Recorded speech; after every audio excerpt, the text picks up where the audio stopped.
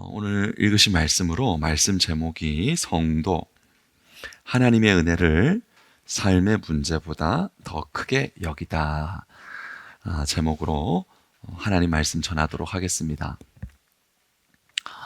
지난주에 우리는 아브라함이 소돔을 위해서 하나님 앞에 나아가서 간구하고 기도하는 장면을 살펴보았습니다.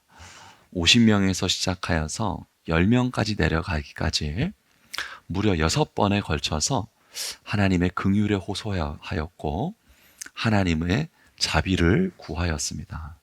근데 하나님께서는 아브라함이 거듭 반복되는 자비의 기도, 긍휼의 기도에 놀라운 것은 단 한 번도 노하지 않으시고 그 모든 기도를 들으셨습니다.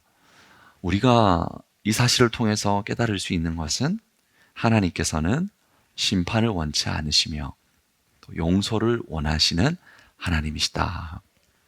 우리가 그 말씀을 함께 나누었습니다. 그렇다면 아브라함의 그 기도 이후에 무슨 일이 일어나게 되었는가? 아브라함이 기도하였고 그가 간청하였고 하나님의 천사와 하나님께서 소돔 땅에 이르게 되었는데 그 소돔 땅에서 무슨 일이 일어나게 되는가? 그 내용이 오늘 우리가 함께 나눌 또 19장 말씀이고 오늘 말씀입니다. 오늘 말씀을 통해서 하나님께서 무엇을 우리에게 알려주시는지 함께 살펴보도록 하겠습니다. 오늘 말씀은 이렇게 시작하는 것을 볼 수가 있거든요. 우리가 19장 15절에서 22절까지 말씀을 읽었지만 19장 전체를 좀 본다면 1절 말씀에 이렇게 시작하고 있죠. 저녁 때에 그 두 천사가 소돔에 이르니 마침 롯이 소돔 성문에 앉아 있다가 이렇게 말하고 있습니다. 하나님의 천사가 소돔에 이르게 되었는데 거기서 무엇을 보게 되었냐면은 롯이 소돔 성문에 앉아 있더라 이렇게 말하고 있는 것이죠. 우리가 생각할 때 성문이라는 것은 단순한 출입구이다라고 생각을 할 수 있겠지만 당시 고대 근동사회에서는 성문은 무엇을 뜻하는 것이냐면은 단순한 출입구만 뜻하는 것이 아니라 그 성의 법정이었습니다. 분쟁을 해결하고 재판을 하는 자리가 성문이었습니다. 그렇기 때문에 성문에 앉았다는 것은 무엇을 뜻하는 것이냐면은 그 지역의 고위 관리가 되었고 많은 사람들에게 인정을 받는 자리에 있구나라는 것을 뜻하는 것입니다. 이것을 잠언 31장을 보면은 23절에서 이렇게 말했습니다. 그의 남편은 그 땅의 장로들과 함께, 그 땅의 원로들과 함께 이런 뜻이 되겠죠. 어디에 앉았다라고 말하고 있냐면 성문에 앉으며 그 성문에 앉았고 원로들과 함께 성문에 앉았다는 것이 사람들의 인정을 받은 것과 같다라는 것을 말해주고 있는 것이죠. 그렇기 때문에 롯이 소돔의 성문에 앉아 있더라고 말하는 것은 그가 그 사회에 높은 자리에 올라 있다라는 것을 뜻하는 것이고 사람들의 인정을 받고 있다는 것을 말하는 것입니다. 롯이 창세기 13장에서 아브라함과 헤어지고 나서 20년이 넘는 시간이 흘렀는데 그가 소돔 땅에 이르게 되었고 정착하게 되었고 그 많은 시간 동안 그 땅에서 높은 자리에 오르는 고위 관리가 되었죠. 또 많은 사람들의 인정을 받는 자리에 이르게 된 것입니다. 오늘 말씀을 통해서 우리가 한 가지 이 지점에서 주목해야 될 것이 있는데요. 롯이 소돔 땅의 고위 관리가 되었고 많은 사람들에게 인정을 받는 사회적인 지위를 얻게 되었는데 이 사회적 지위를 얻는 것이 그의 삶에서 가장 결정적인 순간에 어떤 영향을 미쳤는가? 사회적으로 높은 지위를 얻었다는 것이 자신의 삶의 가장 결정적인 순간에 많은 영향을 미칠 수 있었는가?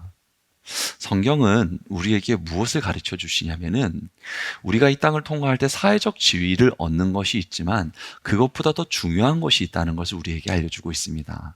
그것은 무엇이냐면 우리에게 사회적 지위보다 더 중요한 것은 영적 지위가 더 중요한 것이고 영적인 영향력이 더 중요하다는 것을 우리에게 알려주고 있는 것이죠. 롯이 소돔 땅에 들어와서 성문에 앉을 정도의 고위직에 오르게 되었고 사람들의 인정을 받게 되었지만, 그러면 그는 과연 그만큼의 영적 지위와 영적 영향력을 얻었는가? 그는 과연 어떠했는가? 이 땅을 살아가면서 사회적으로 사람들에게 필요한 것은 확보는 했지만 영적 지위, 영적인 영향력, 가장 중요한 순간에 영향력을 미칠 수 있는 그 자리에는 이르렀는가? 성경은 이렇게 말하고 있죠. 창세기 19장 14절 말씀을 보면 기록하고 있습니다. 롯이 나가서 그 딸들과 결혼할 사위들에게 말하여 이르기를 여호와께서 이 성을 멸하실 터이니 너희는 일어나 이곳에서 떠나라 하되 그의 사위들은 농담으로 여겼더라. 농담으로 여겼더라. 가끔씩 우리 아들이 10살인데요. 무슨 말을 하고 농담 이러거든요. 농담인데 그러더라. 농담으로 여겼다고 하고 있습니다. 롯이 그의 사위가 될 사람들이죠. 그의 가족들인데 그 가족들에게 무엇을 말하고 있냐면 하나님께서 이 땅을 멸할 것이야. 하나님께서 이 땅을 멸할 것이기 때문에 우리는 그에 상응하는 조치를 취해야 돼 라는 가장 중요한 것이잖아요. 왜냐하면 이 땅은 심판받을 것이고 이 땅은 멸망받을 것이니까, 이 멸망의 목전에 있다라는 걸 하나님께서 알려주셨으니까 그 사위가 될 사람들에게 롯이 진정성을 가지고 말했습니다. 그런데 그 사위들은 롯의 말을 무엇으로 여겼다고 말하고 있냐면은 농담으로 여겼다고 말하는 거예요. 소돔에서 고위 관리의 자리를 얻게 되었고 많은 사람의 인정을 받게 되었지만, 정작 자신의 가장 가까운 가족에게 가장 중요한 순간에는 조금의 영향력을 발휘하지 못하는 것입니다. 가장 중요한 순간에 롯은 사회적인 지위가 있었지만 가장 중요한 순간에 가족들에게 영적인 영향력, 선한 영향력을 발휘해서 설득하지 못하는 사람이라고 성경은 말하고 있는 거예요. 롯에 대해서 말하기를 그는 사회적인 지위는 얻었지만 영적인 영향력, 또 다른 말로 말한다면 무슨 말로 표현할 수 있냐면 삶의 설득력은 잃어버린 것입니다. 영적 권위, 삶의 설득력, 이것은 세상에서 얻을 수가 없습니다. 성문에 인정받는 자리에 앉는다고 해서, 사람들이 그 사람을 인정한다고 해서 영적 권위와 삶의 설득력을 얻을 수 있는 것이 아닙니다. 그러면 이 영적인 권위와 삶의 설득력은 어디서 얻을 수 있는가? 그것은 오직 하나님과의 살아있는 관계 속에서 흘러나오는 것입니다. 롯은 소돔, 오늘날로 말하면 세상에서 여러 가지를 얻었어요. 지위도 얻었고 부귀도 얻었고 사람들의 인정도 얻었죠. 그런데 그것들이 멸망을 앞둔 가장 위태로운 순간, 삶의 가장 중요한 순간에는 그가 가지고 있는 모든 것들, 그가 가지고 있는 아무리 좋은 것들이라고 할지라도 가장 소중한 사람들에게 어떤 영향도 끼치지 못했다는 것이죠. 여기서 우리가 깨달을 수 있는 것은 롯은 자신이 가진 것들이, 내가 가진 것들이 내 인생의 가장 중요한 순간에 내 가족들을 설득하지 못하는 허무한 것이구나라는 것을 깨닫게 되는 거예요. 열심히 달려왔어요. 그 자리에 이르기까지 많은 것을 모았어요. 사람들은 그것들이 전부인 줄로 알기 때문에 그 모습을 인정을 했어요. 근데 하나님의 사람들은 그게 전부가 아니거든요. 멸망이 있고 구원이 있고 하나님의 도우심이 있는 것이거든요. 근데 그 멸망 앞에서, 또 하나님이 역사하셔야 되는 그 현장 앞에서 자신이 가지고 있는 것들이 자신이 사랑하는 가족과 자녀들에게 어떤 영향력도 끼치지 못하는, 영적 권위도 없고 영적 설득력도 없고 삶의 설득력도 잃어버린 사람이 되었다는 것이죠. 그렇다면은 롯이 내가 가진 것들이 이토록 허무한 것이구나, 내 사랑하는 가족을 설득할 수 없는 것이구나. 이 사실을 알게 되었을 때 롯 자신은 자신이 가진 것들, 자신이 쌓아온 것들에 대해서 어떤 반응을 보였는가, 어떤 태도를 취하였는가. 이게 허무한 것이고 가장 중요할 때 영향력을 발휘하지 못하는 것이기 때문에 이것이 우선순위가 될 수가 없구나. 이것들을 내려놔야 되구나. 더 중요한 것을 붙들어야 되는 것이구나. 그렇게 나아갔는지, 롯은 자신의 삶의 허무한 것들, 가장 결정적인 순간에 영향력을 발휘하지 못하는 것들에 대해서 어떤 반응으로 나아갔는지를 성경은 우리에게 알려주고 있죠. 15절 말씀을 보면은 하나님의 천사들이 롯에게 동일하게 이렇게 말하고 있습니다. 동틀 때에 천사가 롯을 재촉하여 이르되 일어나 여기 있는 내 아내와 두 딸을 이끌어내라. 이 성의 죄악 중에 어떻게 해요? 함께 멸망할까 하노라. 이렇게 말하고 있어요. 하나님께서 롯에게 알려주시는 거예요. 무엇을 알려주시냐면은 이 땅에 멸망이 있을 것임을, 이 땅에 심판이 있을 것임을, 불과 유황으로 이 땅이 불태워 줄 것임을 하나님께서 그에게 알려주시는 거예요. 하나님의 자녀이니까, 하나님의 자녀를 이룰 수가 없으니까 심판이 있다라는 것, 멸함이 있다라는 것을 주님께서 알려주시는 것이죠. 그렇다면은 롯은 하나님의 말씀, 또 하나님께서 깨닫게 하심, 구원의 소식을 들었으니까 어떤 반응을 보여야 될까요? 성경은 롯이 어떤 반응을 보이고 있는지에 대해서 분명히 알려주고 있는데요. 16절 말씀을 보면은 이렇게 기록하고 있죠. 롯이 멸망받는다, 심판받는다, 유황과 불로 불태워질 것이다, 이 땅에 대해서. 그때 롯이 어떤 반응을 보이냐면은 이런 반응을 보이고 있어요. 같이 읽어볼까요? 그러나 롯이 지체하였다라는. 여러분, 이게 어떻게 된 것입니까? 소돔과 고모라 성이 불과 유황으로 멸망을 받는답니다. 그 땅에서 살 수가 없어요. 그런데 롯이 어떤 반응을 보였냐면은 거기서 떠나기를 지체했더라고 말하고 있어요. 이제 멸망받을 건데, 이제 심판받을 건데, 남는 것이 아무것도 없는, 다 사그라지는 땅이 되는 것인데, 롯은 그 상황에서 그 땅을 향하여 어떤 태도를 취하고 있냐면 그 땅을 떠나는 것을 지체하고 있더라. 이렇게 말하고 있는 거예요. 도대체 왜 그러는 걸까요? 왜 떠나지 못하는 걸까요?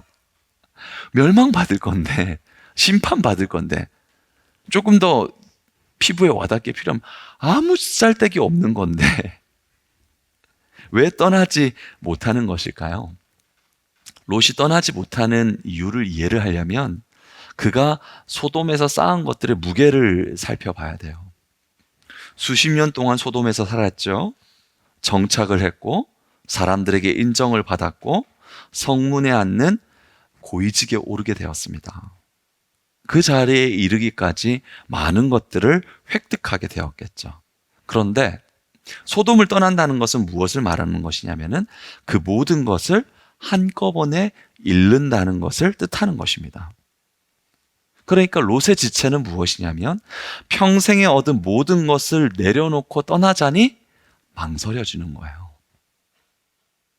멸망이 코앞에 있지만 내가 평생에 얻은 모든 것을 내려놓는 것이, 내가 평생에 얻은 모든 것을 내려놓는 것이 임박한 멸망보다 더 고통스럽게 느껴지는 거예요. 그래서 지체하는 것이고 주저하는 것이고 갈팡질팡하고 있는 것입니다. 이스라엘 출신의 유명한 심리학자가 있는데요. 다니엘 카더만이라는 유명한 심리학자가 있거든요. 이 사람이 심리학과 경제학의 그 연관관계를 밝혀냄으로 말미암아 2002년도에 심리학자이면서 노벨 경제학상을 수상을 했어요. 경제학이라는 것이 어떤 눈에 보이는 수치에 의해서 움직이는 것이 아니라 인간의 본성에 의해서 움직인다, 심리에 의해서 움직인다, 이 연구 결과를 발표를 했는데 이것이 얼마나 공신력이 있고 설득력이 있었는지 심리학자이면서 노벨 경제학상을 수상을 했습니다. 그의 논문이 우리나라의 생각에 관한 생각이라는 책으로 영음사죠. 거기서 출간이 되었죠. 근데 그 책을 보면은 무슨 말을 하고 있냐면 이런 이야기를 하는 것을 볼 수가 있어요. 그가 밝힌 이론인데요. 이런 이론이죠. 인간은 동등한 것의 가치를 얻었을 때의 기쁨보다, 여러분, 동등한 것의 가치를 얻었을 때의 기쁨보다 그것을 잃었을 때의 고통을 약 몇 배나? 2배나 강렬하게 느낀대요. 여러분, 이게 객관적인 데이터로 검증이 된 거예요. 그러니까 예를 들어서 쉽게 설명을 해드리면 어떤 거라면, 이게 손실 회피 이론이라고 하는 것인데, 우리가 5만 원 지폐를 길에서 주운 기쁨과 5만 원을 잃은 슬픔 중에서 비교를 한다면 얻은 기쁨보다 잃은 상실감을 우리는 2배를 더 크게 느낀대요. 이해 안 되는 분 없으시죠? 그러니까 우리는 동일한 가치를 얻었을 때의 기쁨보다 잃었을 때의 슬픔을 우리 뇌는 더 크게 인식을 한다는 거예요. 좀 더 쉽게 설명을 해드릴까요? 여러분, 왜 사람들이 주식하는데 손해를 보시는지 아시나요? 기가 쫑긋 서시죠? 사람들이 주식을 하는데 왜 손해를 보게 되냐면, 주식을 통해서 얻었을 때의 기쁨보다 내가 산 주식이 하한가를 쳐서 잃었을 때의 슬픔이 훨씬 더 큰 거예요. 그러니까 무엇으로 이어지게 되냐면은 손해를 보고 있는데도 주식을 못 팔고 있는 거예요. 이해가 잘 되시죠? 이해가 안 되는 것 같은 표정을 짓고 계시는데, 저는 여러분 중에서 주식에 대해서 잘 알고 있는 분들도 있을 거라고 생각을 합니다. 저는 몰라요. 여러분, 그러니까 맞잖아요. 제 주변에 주식으로 인해서 고통받는 분들을, 아내로 살고 있는 분들을 제가 신방을 많이 해봤거든요.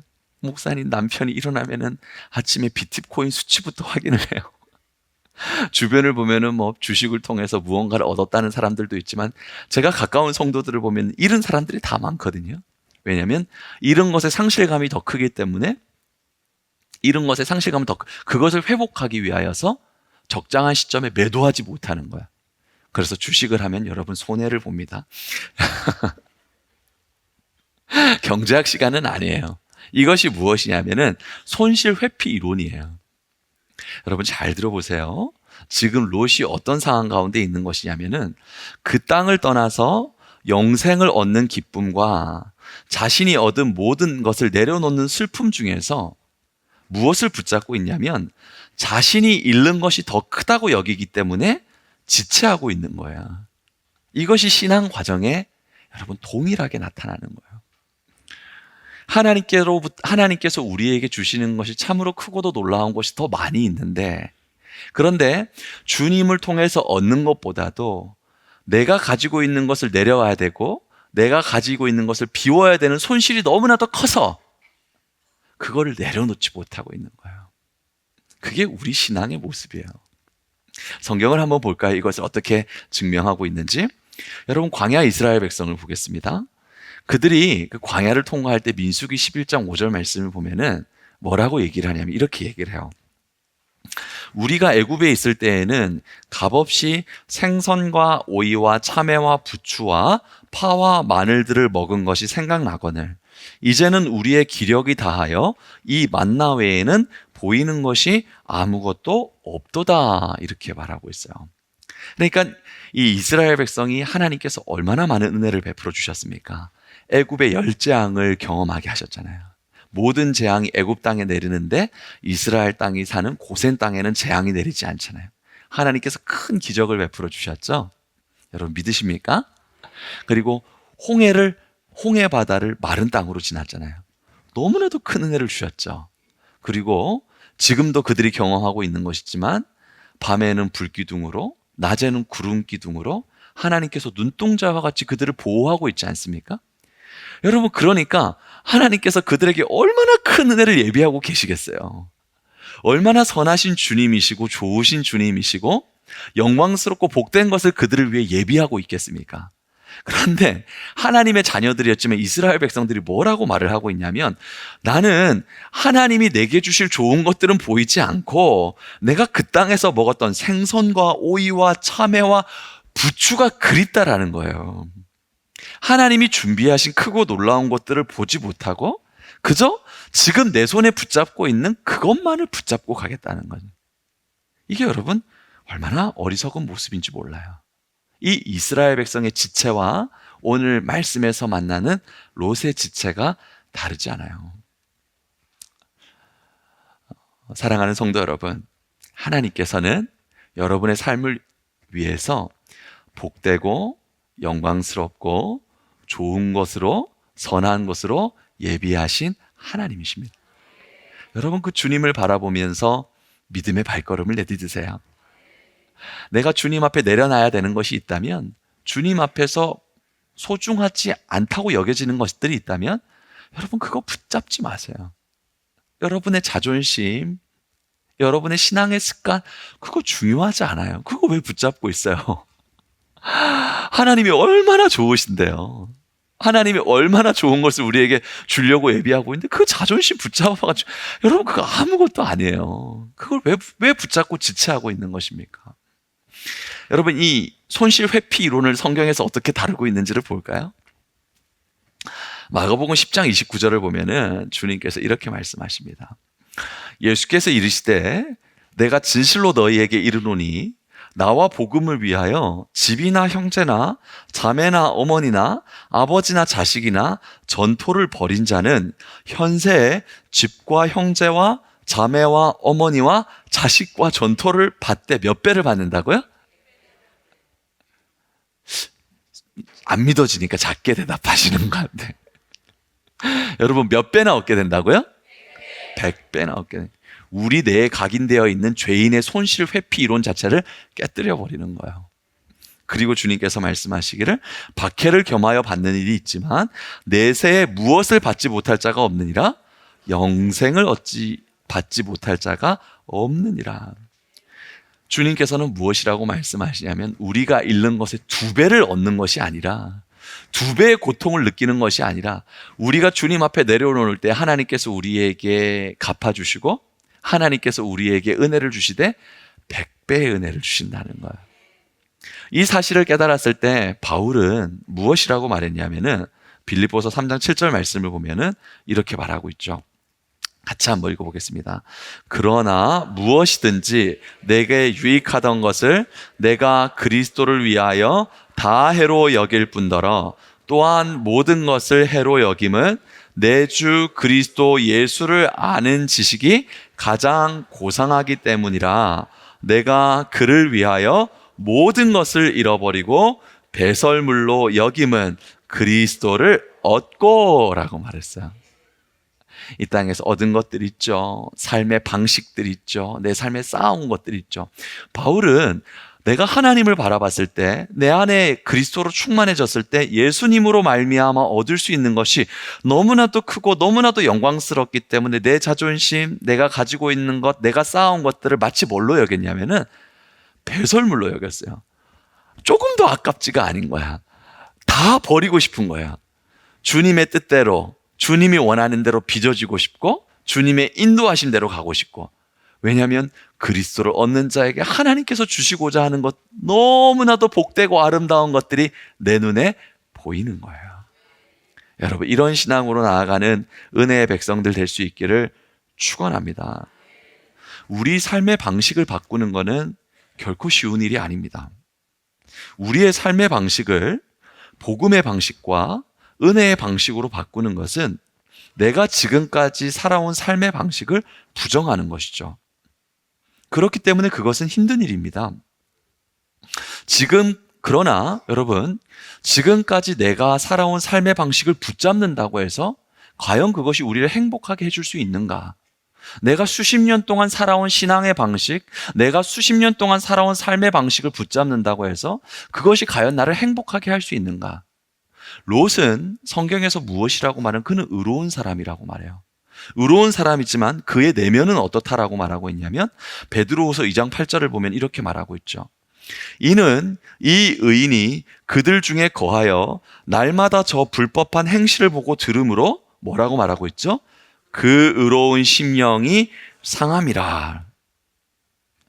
이전에 내가 살아온 삶의 방식은 내 영혼을 괴롭게 할 뿐이에요. 끊어야 할 관계, 벗어나야 할 습관, 율법적인 신앙의 방식, 그것을 붙잡는 것은 우리 심령을 괴롭게 할 뿐입니다. 그러나 이것들을 비우는 것, 이것들을 내려놓는 것이 고통스럽다고 할지라도 하나님께서 더 영광스러운 것으로 주심을 믿고 비우고 버리고 떠나는 자에게 하나님께서 복된 것으로 채워주실 줄로 믿습니다. 롯은 이 지점에서 지체를 한 거예요. 내 모든 과거의 방식, 내 모든 과거의 습관, 내 모든 삶에 쌓아놨던 것들, 그것들을 뒤로 버리는 것을 지체했다라고 말하고 있는 것이죠. 그러면 우리는 어떨까요? 우리가 주님을 믿고 우리가 신앙생활을 하고 하나님의 말씀을 듣고 하나님의 은혜의 경험을 하지만 여러분, 우리는 어떨까요? 우리 신앙의 방식, 우리 과거의 습관, 우리 내면에 여러분 좀 더 말한다면 우리의 자존심이 될 수 있고 우리 삶의 방법들이 될 수 있고 우리는 그걸 쉽게 내려놓고 있습니까? 어떻습니까? 롯은 어땠다라고 말하고 있냐면 지체하고 있다라고 말했다 그랬죠. 16절 말씀 다시 한번 읽어보겠습니다. 그러나 롯이 지체함에 그 사람들이 롯의 손과 그 아내의 손과 두 딸의 손을 잡아 인도하여 성 밖에 두니 여호와께서 그에게 자비를 더하심이었더라. 아멘. 하나님께서 천사들을 보내서 지체하고 있는 롯과 그 아내와 두 딸의 손을 붙잡았다, 이렇게 말하고 있거든요. 여기서 잡다라고 번역이 되었는데, 잡다라고 번역된 히브리어 하자크는 어떤 뜻을 가지고 있냐면 강한 의지를 가지고 붙잡는 걸 뜻하는 거예요. 아주 강력한 의지를 가지고 붙잡는 거죠. 롯이 지체하고 있거든요. 그 내려놔야 되는데 못 내려놓고 있단 말이야. 그러니까 하나님께서 그거를 어떻게 여기냐면은 그런 롯을 아주 강한 의지를 가지고 강력하게 붙들고 있다, 이거를 말하고 있는 것이죠. 그래서 이 단어가 쓰인 것을 보면은 얼만큼의 강력함인가를 볼 수가 있는데, 다윗이 소년이었을 때 목동이었던 시절에 사자와 맞붙는 장면을 이렇게 소개하는 말씀이 있어요. 그때 이 말씀이 쓰이는 것을 볼 수가 있습니다. 사무엘상 17장 35절 말씀을 보면 이렇게 말하고 있죠. 내가 따라가서 그것을 치고, 그랬는데 이게 사자를 치는 걸 말하는 거예요. 사자를 치고 사자의 입에서 새끼를 건져내었고 그것이 일어나 나를 해하고자 할 때 내가 그 수염을 어떻게 했다고요? 잡았다. 그렇잖아요. 여러분, 맹수랑 이렇게 맞붙은 상황이니까 그 맹수의 수염을 어떻게 해요? 아주 강력하게 붙잡을 수밖에 없죠. 그때 쓰는 표현이 하자크예요. 하자크. 아주 강력하게 붙잡는 거예요. 왜냐하면 맹수의 수염을 붙잡지 못하면 내가 죽을 수밖에 없잖아요. 한 가지를 더 살펴보면은 이 하자크라는 표현이 이 전사들이 전투하는, 전쟁하는 장면에서 쓰이는 걸 볼 수가 있거든요. 사무엘하 2장 16절 말씀인데요, 이렇게 말하고 있습니다.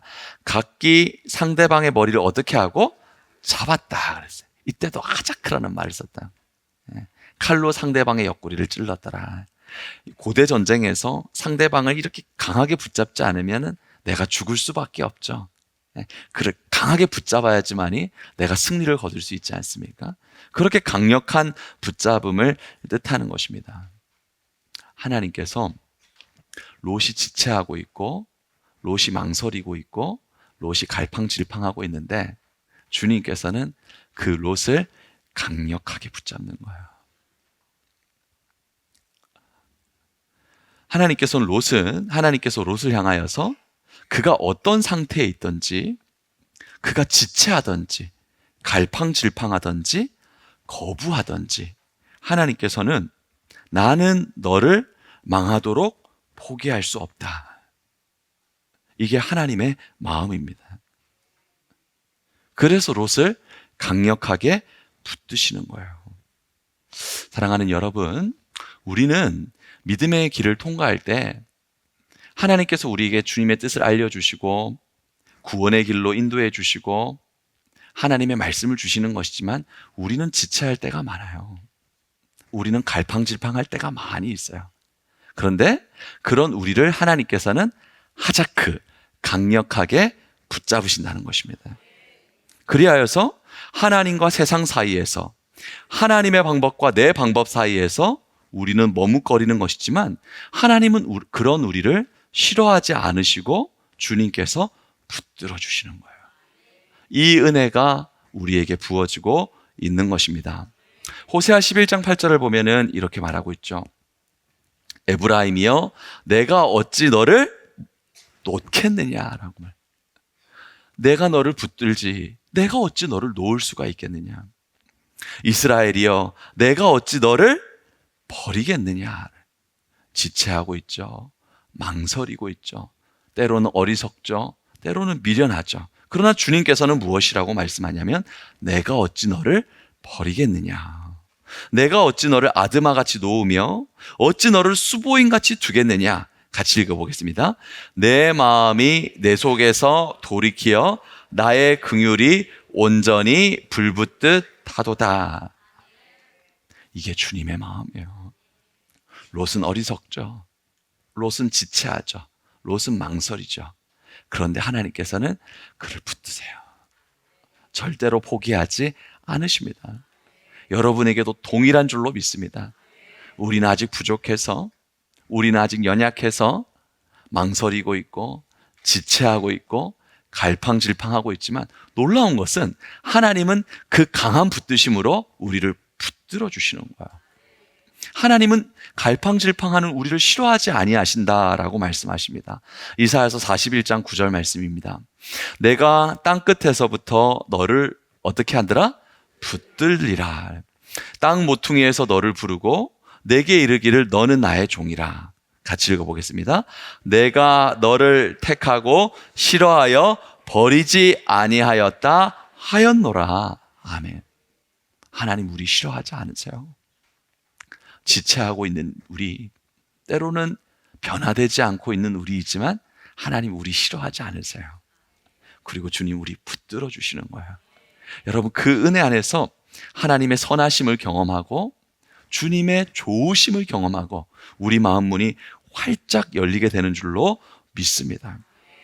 하나님의 마음은 어떤 마음이냐면 지체하는 우리를 싫어하지 않으세요. 우리는 놓지만 하나님은 우리를 놓지 않으시고 우리는 외면하지만 하나님은 우리를 바라보시는 것입니다. 그 사랑으로 우리를 꽉 붙드시는 거예요. 오늘 읽은 16절 말씀을 다시 보면은 이렇게 말하고 있죠. 그 사람들이 그의 손과 그의 아내의 손과 그의 두 딸의 손을 어떻게 했다고요? 잡았다. 잡는 거예요. 여러분 꽉 붙드시는 줄로 믿습니다. 잡아 데리고 나서 성 밖에 두니 이는 여호와께서 그에게 무엇을 베푸심이었더라? 자비를 베푸심이었더라. 자비를 베푸심이었더라. 주님이 여러분을 사랑하세요. 주님께서 여러분에게 자비를 베풀어 주세요. 하나님은 롯의 어떤 모습을 보았냐면 하나님이 롯의 순종을 보았을까요? 하나님의 롯의 믿음을 보았을까요? 아니요. 지금 본문에서 말씀에서 나오는 롯의 모습은 지체하는 모습, 욕심을 내려놓지 못하는 모습, 그의 불순종하는 모습을 보고 있는 거예요. 그런데도 하나님께서는 어떻게 하죠? 그를 붙들어 주시고 자비를 주시는 거예요. 그것이 우리를 향한 하나님의 은혜입니다. 하나님은 결코 포기하지 않으시고 측량할 수 없는 사랑으로 여러분을 붙드시는 것이죠. 이사야서 53장 6절에는 이렇게 말하고 있습니다. 우리는 다 양 같아서 지체해서 그릇 행해요. 망설이면서 자기 길로 가요. 같이 읽어볼게요. 여호와께서는 우리 모두의 죄악을 그에게 담당시키셨도다. 아멘. 우리의 허물, 우리의 미련함, 우리의 부족함, 하나님께서 예수님에게 다 넘기셨습니다. 그리고 하나님의 그 은혜의 손으로, 사랑과 자비의 손으로 우리를 붙드시는 것입니다. 이 하나님의 사랑이 우리의 고집을 뚫을 수 있는 것이고, 이 하나님의 사랑이 우리의 완악함을 꿰뚫는 것이며 우리에게 파도처럼 밀려오는 거예요. 아멘. 여러분 이걸 바로 무엇이라고 말하냐면은 은혜라고 말하는 거예요. 우리는 부족하고 우리는 지체하고 있고 우리는 망설이고 있지만 그런 우리를 하나님은 꽉 붙잡으시고 자비를 베푸신 하나님. 이것이 은혜라고 하는 것이고 여러분 불가항력적인 은혜라고 하는 것입니다. 이 사랑이 우리에게 부어지고 있기 때문에 우리의 완고한 마음이 그 사랑 안에 녹아지게 되고 이 사랑 안에서 우리가 구원받게 되는 줄로 믿습니다. 그렇다면 이와 같은 은혜를 받았다면 우리가 주님 앞에 불순종할 때, 우리가 주님 앞에 지체하고 있을 때, 우리가 주님 앞에 믿음의 모습을 보이지 못할 때 주님은 우리를 붙들어 주시고 주님은 우리를 위해 자비를 베풀어 주시고 있는데, 이 은혜를 우리가 받고 있는데, 그렇다면 이 은혜를 받은 우리는 어떻게 살아가야 되는 것일까요? 하나님께서 놀라운 은혜를 우리에게 부어주고 있지 않습니까? 하나님께서 놀라운 사랑을 우리에게 부어주고 있지 않습니까? 그럼 이 은혜와 사랑을 발판 삼아서 우리는 어떤 삶을 살아가야 되는 것일까요? 롯이 이 은혜를 받았는데 그가 어떤 삶을 살았는가를 말해주고 있습니다. 17절 말씀을 보면은 이렇게 말하고 있죠. 그 사람들이 그들을 밖으로 이끌어낸 후에 이르되 도망하여 생존을 보존하라. 돌아보거나 들에 머물지 말고 산으로 도망하여 멸망함을 면하라. 이렇게 말하고 있어요. 하나님께서 롯에게 무엇을 가르치고 있냐면 산으로 도망하라 이렇게 말하고 있거든요. 산이라고 했는데 히브리어로 보면 하하라예요. 하하라. 하하라인데 이것이 어떤 뜻을 가지고 있냐면 그 산이라는 뜻을 가지고 있습니다. 하나님이 인도하시는 그 산으로 발걸음을 옮기라 이렇게 말하고 있는 것이거든요. 성경에서 산은 어떤 장소라고 우리에게 알려주고 있냐면, 산은 어떤 곳이냐면은 아브라함이 이삭을 바치고 여호와 이레를 경험했던 곳이 모리아 산이에요. 그러니까 하나님의 산이라는 것은 무엇을 우리가 깨달을 수 있냐면 하나님의 공급하심이 있고 하나님이 부어주심이 있는 곳이 바로 하나님의 산입니다. 하나님께서는 롯을 산을 향해 가라고 말하고 있는 것인데, 모리아 산에서는 무엇을 경험할 수 있냐면 여호와 이레의 하나님의 공급하심을 경험할 수가 있는 거예요. 그리고 모세가 하나님의 말씀을 받는 곳이 어디냐면 시내산입니다. 시내산에서 하나님 말씀을 받는 거예요. 엘리야가 하나님을 만나는 곳이 어디냐면은 호렙산입니다. 예수님이 얼굴이 변화되는 곳이 어디냐면은 변화산이에요. 그러니까 산은 성경에서 무엇을 말하는 것이냐면은 하나님의 공급하심을 경험하고 주님의 말씀을 만나고 주님을 인격적으로 만나고 영광스러운 변화를 경험하는 곳이 산이에요. 하나님께서는 롯을 구원하셔서 구원하는 것으로 끝나는 것이 아니라 그의 발걸음을 산으로 옮기셔서 하나님의 공급하심, 주님의 영광, 주님과의 동행, 아름다운 변화, 그 목적을 가지고 하나님께서 롯을 산으로 옮기라, 이 말씀을 하고 있는 것입니다. 그런데 주님의 그 은혜를 경험했으면서도 주님이 붙들어 주시고 주님께서 자비를 베풀어 주신 그 은혜를 경험했는데도 롯이 어떻게 반응을 하는가를 보면은 18절부터의 말씀에 이렇게 반응하고 있는 것을 볼 수가 있어요. 롯이 그들에게 이르되 내 주여 그리 마옵소서. 하나님 저를 산으로 인도해 주지 마세요. 이렇게 말해요. 뭘 말하고 있냐면 롯이 이것을 인정을 합니다. 어떤 인정을 하냐면 주의 종이 주께 무엇을 입었다고요? 은혜를 받았다는 걸 인정을 해요. 하나님이 나 구원하신 것 인정을 합니다. 주께서 큰 인자를 베푸사 내 생명을 구원하신 것 내가 인정합니다. 이 말을 하고 있는 거예요. 그런데 뭐라고 말하고 있냐면 내가 도망하여 산에까지 갈 수 없는데 두렵건대 재앙을 만나서 죽을 것 같습니다 라고 말하는 거예요. 하나님께서 그에게 구원의 은혜를 베풀어 주셨죠? 아멘? 주님이 그를 붙들어 주셨죠? 자비를 베풀어 주셨죠? 그러면 하나님께서 그를 영광의 산에 이르기까지 하나님께서 그를 보호해 주시지 않겠습니까? 보호해 주시는 거예요. 주님께서 지켜주시는 거예요. 근데 롯은 그 은혜를 받았지만 은혜에 반응할 수 있는 믿음은 없었어요. 롯의 믿음은 어떤 믿음이었냐? 멸망에서 구원받는 믿음에 불과했습니다. 하나님께서는 우리를 구원하시되 단지 멸망에서 구원받는 믿음으로만 끝내는 것이 아니라 주님의 영광의 산에 이르러서 하나님의 공급하심 속에서 주님의 영광과 더불어 주님과 동행하고 아름다운 변화의 삶으로 나아가는 데까지 인도해 주시는 자비롭고 선하신 하나님이신 거예요. 고린도전서 3장 15절 말씀을 보면은 이런 말씀이 있는데요. 고린도전서 3장 15절 말씀을 보면은 어떤 말씀이 있냐면, 자신이 구원을 받되 불 가운데서 받은 것 같으리라, 이렇게 말하고 있거든요. 이 구원은 뭘 말하냐면은 멸망불에서 구원받는 걸 말해요. 멸망불에서 구원받는 것. 근데 여러분, 하나님은 단지 우리를 멸망에서 구원받는 삶으로 끝내지 않습니다. 하나님은 우리를 영광스러운 삶으로 인도해 주시는 거예요. 여러분 믿습니까? 하나님께서 여러분 구원하신 건 믿습니까? 롯이 고백하잖아요. 뭐라고 고백하냐면, 나 하나님께 은혜를 받았습니다. 고백을 하는 거예요. 하나님 내게 인자를 베푸사 내 생명을 구원하신 거 내가 인정을 합니다. 그 고백을 해요. 그런데 무엇은 바라보지 못하냐면은, 하나님이 큰 산에 이르러서 나를 영광스럽게 하시고 나를 복되게 하실 것은 바라보지 못하는 거예요. 그래서 그의 시선이 어디에 이르렀다고 하냐면 소알에 이르렀다 그랬어요. 소알. 소알의 히브리어 뜻이 무엇이냐면, 소알을 초알이라고 그러는데 작다, 보잘것없다라는 뜻을 가지고 있어요. 그는 멸망으로부터 구원은 받았지만 여러분, 그 이후의 삶이 어떤 삶이 되었냐면은 보잘것없는 삶이 되었어요. 롯을 통해서 하나님께서 우리에게 알려주시는 것은, 사랑하는 성원교회 성도들아, 구원은 오직 전적인 하나님의 은혜로 받는다는 것을 우리에게 알려주시는 것입니다. 우리가 지체한다고 할지라도, 우리가 부족하다고 할지라도 하나님은 하자크의 손으로 우리를 붙들어 주세요. 우리에게 자비를 베풀어 주시는 거예요. 여러분, 그 은혜 가운데 있는 것을 믿습니까?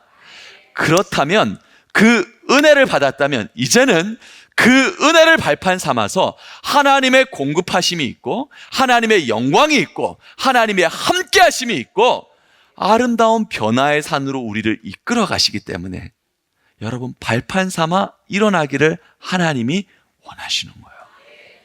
롯은 어떤 삶밖에 살아가지 못했냐면은 30절 말씀을 보면은 이렇게 말하고 있거든요. 30절 말씀에 말하기를 이렇게 말하고 있습니다.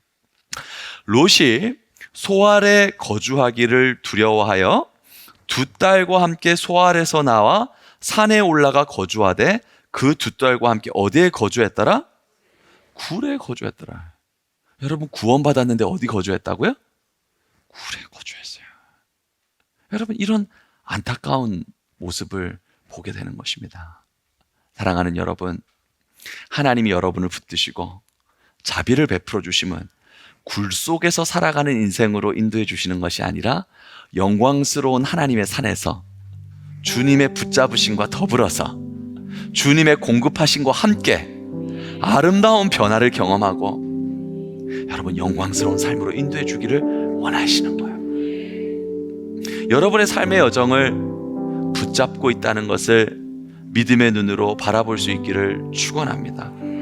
이사야서 41장 3절은 주님께서 우리에게 이렇게 말씀하시거든요.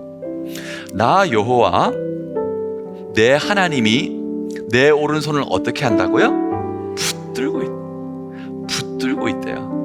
붙들고 있게 주님께서 뭐라고 말씀하시냐면은, 너에게 이르기를 두려워하지 말라, 내가 너를 도우리라 라고 말하고 했어요. 여러분, 아들까지 내어주시니까 우리의 모든 허물을 아들에게 다 담당시키시고, 주님 우리 싫어하지 않는다니까요. 여러분, 이 사실을 받아들이세요. 우리가 믿음 없고 롯처럼 지체하고 있다고 해서 하나님 우리 싫어하지 않으세요. 하나님 오히려 우리를 붙드세요. 자비를 베풀어 주세요. 그 은혜를 가지고 우리가 이제 바라봐야 될 것은 무엇이냐면, 하나님이 영광의 산에서 나를 향해서 공급하시고 있구나. 그 영광스러운 임재 가운데 나를 인도해 주시구나. 거기서 주님과 방불한 모습으로 변화시켜 주시구나. 그리고 그 모든 여정 가운데 주님께서 지키시고 보호해 주시구나. 여러분, 이게 바로 구원의 은혜예요. 우리가 이 땅을 살아가는 삶의 방법은 오늘 말씀 제목과도 같이, 하나님의 사람들은 문제보다 하나님의 은혜를 더 크게 여기는 사람들입니다. 어려운 일을 통과하는 분들이 있습니까? 믿음의 자금으로 말미암아 하나님의 크심을 바라보지 못하는 분들이 있습니까? 우리 믿음이 작다고 할지라도 하나님 붙들어 주세요. 우리가 어려운 환경을 통과하고 있다고 할지라도 하나님 눈동자처럼 지켜주십니다. 여러분, 소아의 믿음 가지지 마세요. 제발 구원받는 것으로 끝나는 믿음 가지지 마세요. 멸망불에서 구원받는 믿음, 그것이 우리의 자랑이 될 수 없어요. 여러분, 우리는 주님께서 이 땅에서 영광스러운 존재로 살아가도록, 그렇게 변화되도록, 하늘의 영광이 우리 삶에 임하도록 여러분 그렇게 지어주셨어요. 은혜를, 주님이 주신 구원의 은혜를 발판 삼아서 도전하십시오. 성품의 변화를 도전하시고 믿음의 변화를 도전하시고, 여러분 그것 가운데 산에 오르는, 여호와의 산에 오르는 모리아 산도 경험하고 시내 산도 경험하고 호렙산도 경험하고 변화산도 경험하는 은혜의 백성들 될 줄 믿습니다.